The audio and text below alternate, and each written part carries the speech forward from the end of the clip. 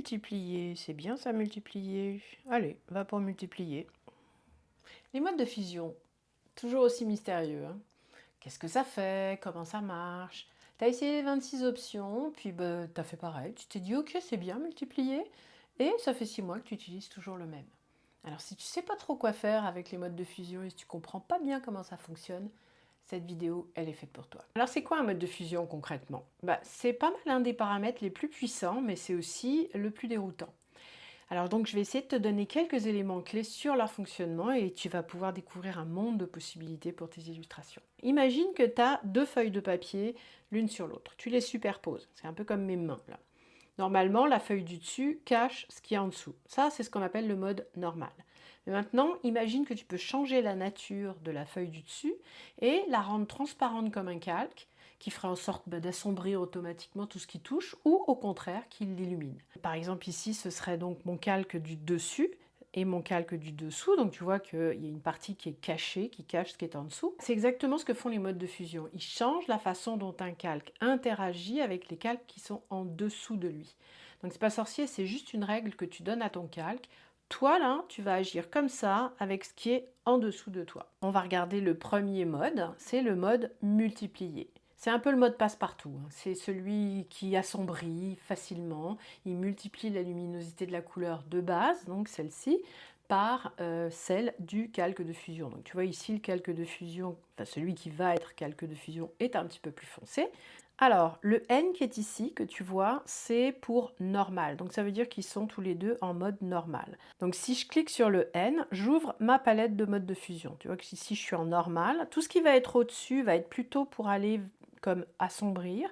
Tout ce qui va être en dessous va être plutôt pour éclaircir. Il y en a d'autres qui sont plus pour le contraste, mais on va en regarder que quelques-uns ici. Donc celui-ci, qui est en normal, maintenant je le mets en multiplié. Et tu vois donc que la couleur ici, c'est multiplié en termes de luminosité avec la couleur qui est en dessous. C'est un mode pratique pour les ombres, c'est un peu comme à l'aquarelle, parce qu'en aquarelle, les couleurs se superposent et s'assombrissent exactement comme multiplier le fait dans Procreate. Si ce n'est que, parfois, je trouve que multiplier est un peu fade. Et dans ce cas-là, j'utilise le mode densité linéaire plus. En anglais, c'est linear burn. Donc tu vois qu'on a une ombre qui est beaucoup plus contrastée, beaucoup plus dense et un peu plus vibrante que le simple multiplié. Tu vois la différence. Et après, tu peux jouer, si tu veux, avec l'opacité et tu vas voir ici que le multiplié est beaucoup plus fade que le densité linéaire plus.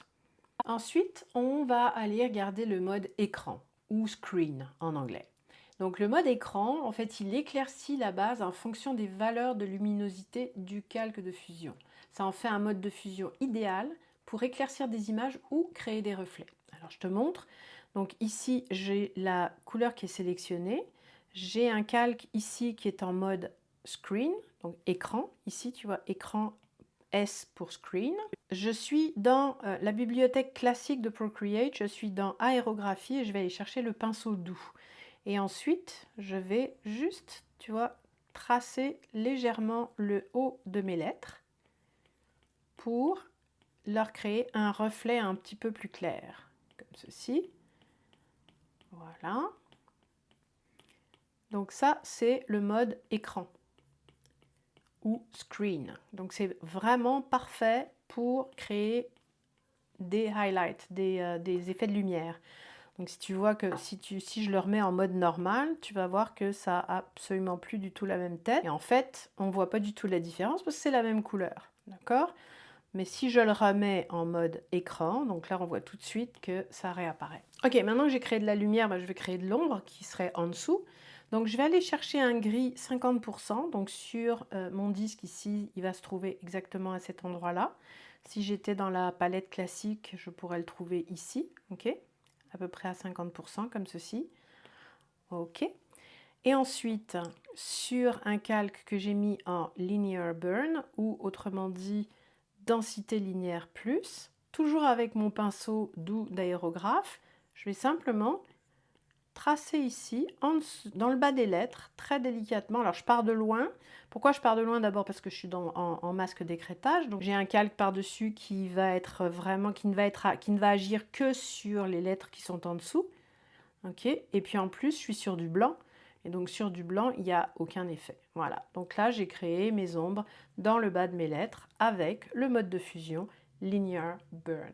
Si tu veux un récapitulatif de tout ça à portée de main pendant que tu dessines, j'ai créé un guide avec les modes de fusion essentiels, avec des supports visuels bien évidemment, et j'ai également mis une description des 26 modes de fusion disponibles sur Procreate. Tu vas trouver ça dans la description, c'est gratuit et c'est pour toi. Un autre mode que j'utilise régulièrement, c'est le mode incrustation, ou autrement dit overlay en anglais. Overlay, c'est un petit peu le mode où on intensifie tout. Il va assombrir les zones déjà sombres et illuminer les zones déjà claires. Alors quand je parle de zones sombres et de zones claires, je parle du calque qui est en dessous. Donc c'est le mode de fusion du calque qui est au-dessus qui va amplifier le contraste de ce qu'il y a en dessous en modifiant les tons moyens.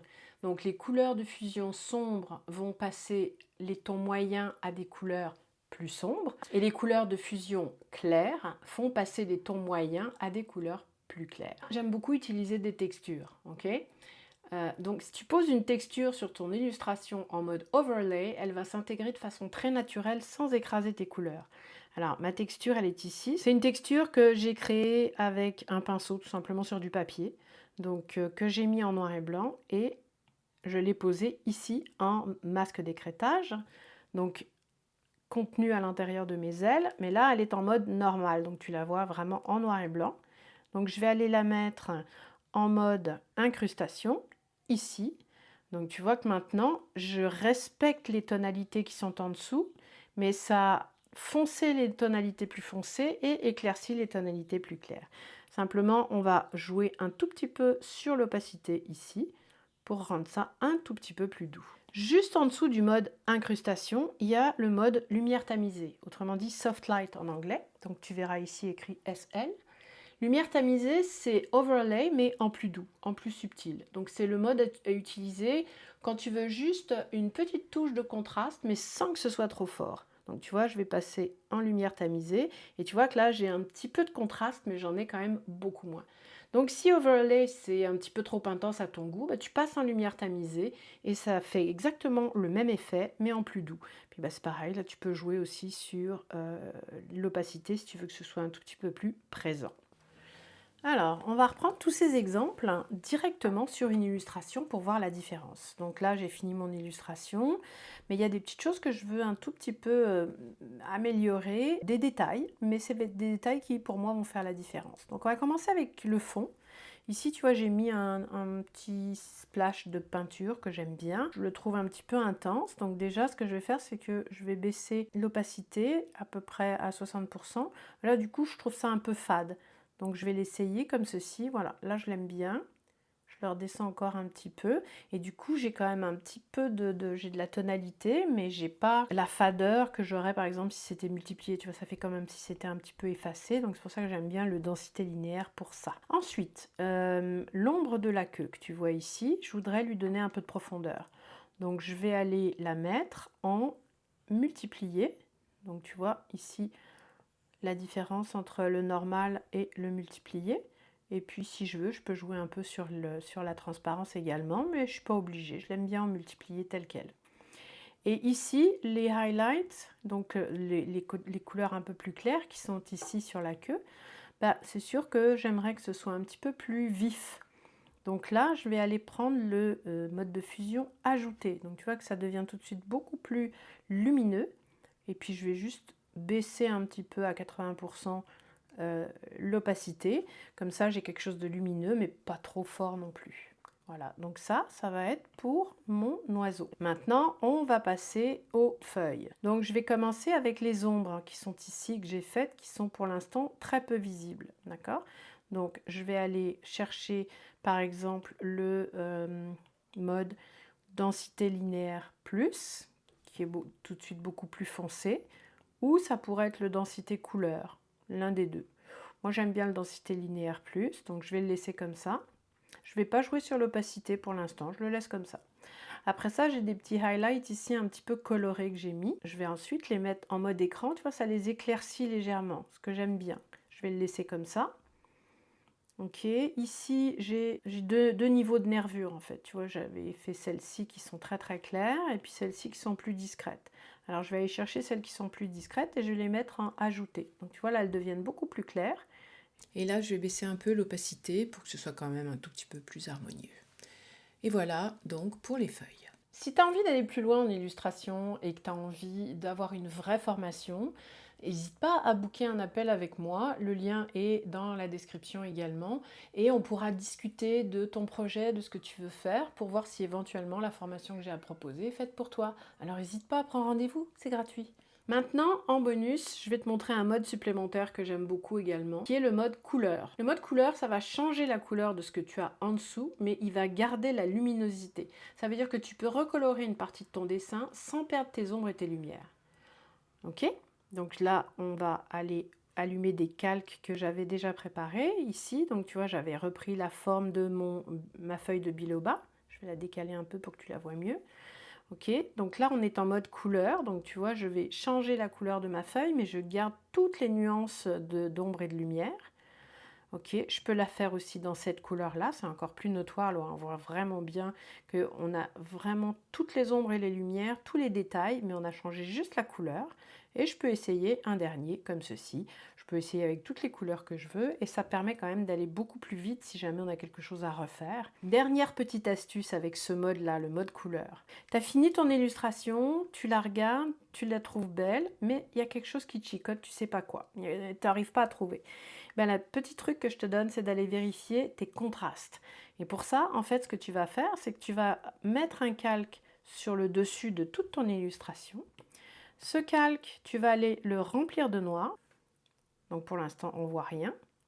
Et ensuite, tu vas le mettre en mode couleur. Ici. Et là, tu vas tout de suite voir s'il y a assez de contraste ou pas. Tu vois, moi par exemple, j'aurais voulu que mon biloba soit un petit peu plus contrasté. Donc peut-être un petit peu plus sombre, tout simplement. Mais là, je le vois tout de suite, ça me saute aux yeux. Aussi bien la fleur ici, je trouve que les contrastes sont bons d'une feuille à l'autre. Aussi bien le ginkgo derrière, il est un petit peu palichon. Alors après ça, j'ai juste à aller choisir une couleur qui va l'assombrir légèrement. Et là, je vais retrouver un meilleur contraste et je serai plus satisfaite de mon illustration. Donc vraiment, ça, ce truc-là, garde-le bien en tête. Tu remplis un calque de noir, tu le mets en mode couleur et tout de suite, tu vas voir tes contrastes, s'ils sont corrects ou s'ils ne sont pas corrects. Bon, alors j'espère que maintenant les modes de fusion, c'est un petit peu moins mystérieux pour toi. Alors surtout, n'hésite pas à les tester, à recommencer encore. Plus tu vas les utiliser et plus tu vas trouver ça facile de les maîtriser, que tu vas comprendre exactement quels sont leurs effets. Et puis ensuite, j'aimerais bien que tu me dises en commentaire lequel tu préfères, ou peut-être celui que tu vas essayer en premier, au choix. Alors si tu as aimé cette vidéo, n'hésite pas à mettre un petit pouce. Partage-la si tu penses qu'il y a des gens que ça pourrait intéresser. Et bien évidemment, si tu veux pas rater la prochaine vidéo, abonne-toi. Allez, bye!